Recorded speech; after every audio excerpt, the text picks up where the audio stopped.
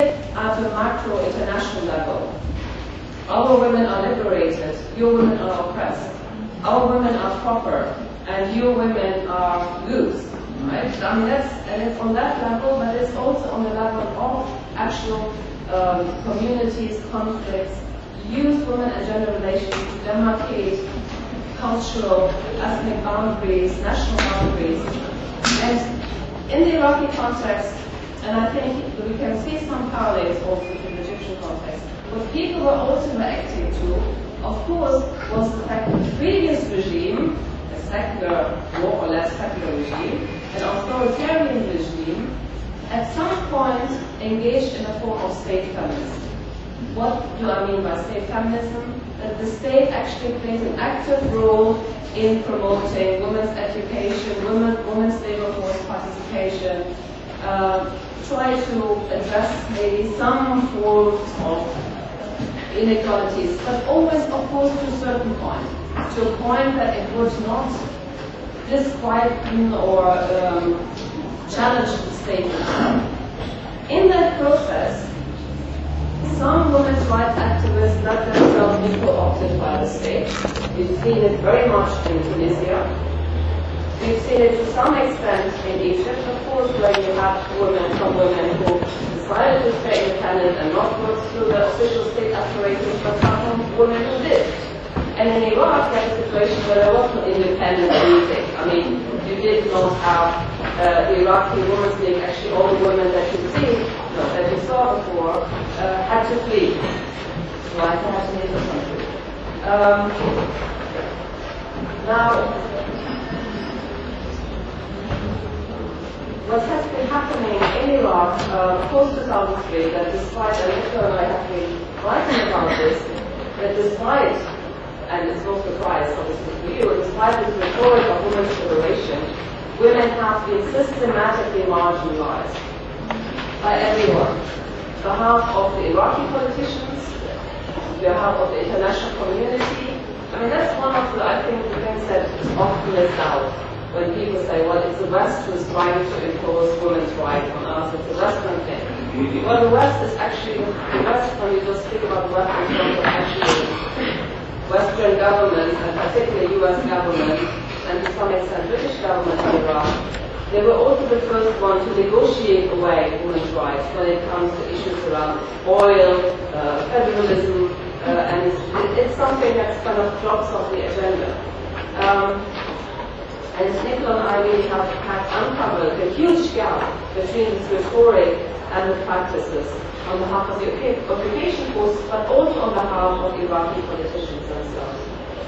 But at the same time, it's very important to mention, again, we spoke about agency in different panels before, that Iraqi women have not just been passive victims, and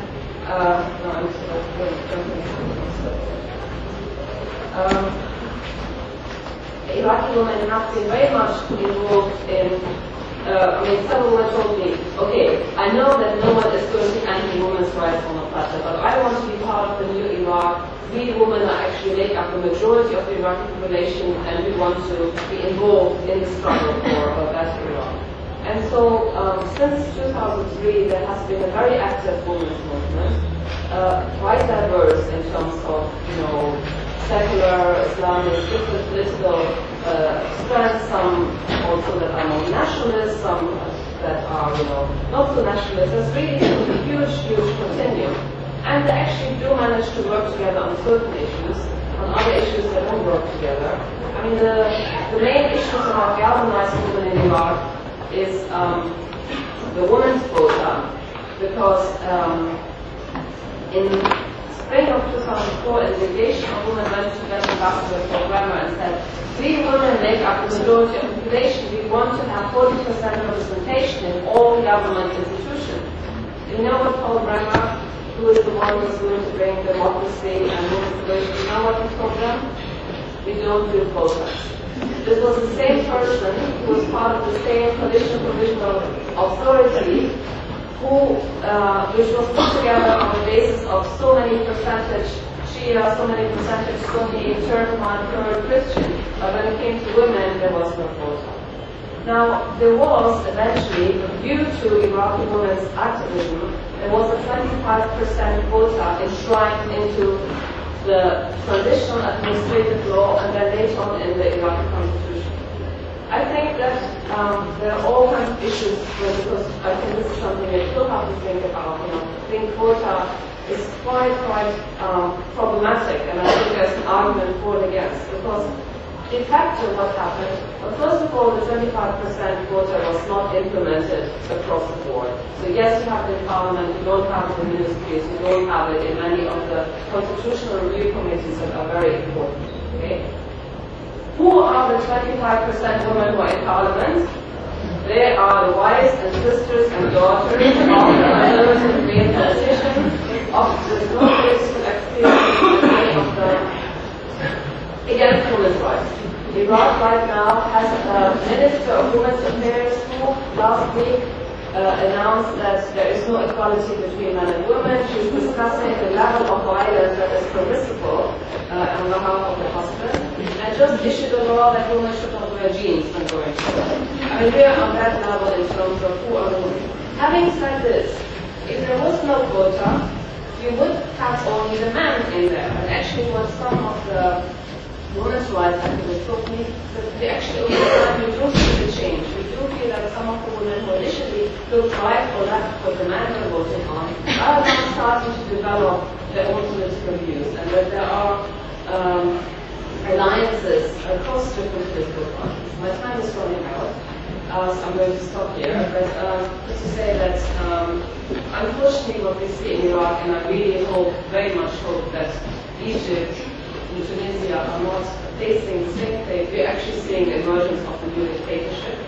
It's an authoritarian Islamic dictatorship that is emerging, that is actively oppressing dissent. We have every Friday on Baghdad's Tahrir Square, we have not thousands, but we have hundreds of people, and two of the main organizers have been killed, they have been assassinated, and there's no, I mean, they say there's an investigation, but there are no findings. And unfortunately what we see is a kind of a new strongman emerging, a new patriarchal leader, and yes, so I very much hope that that won't be repeated in the future. Thank you.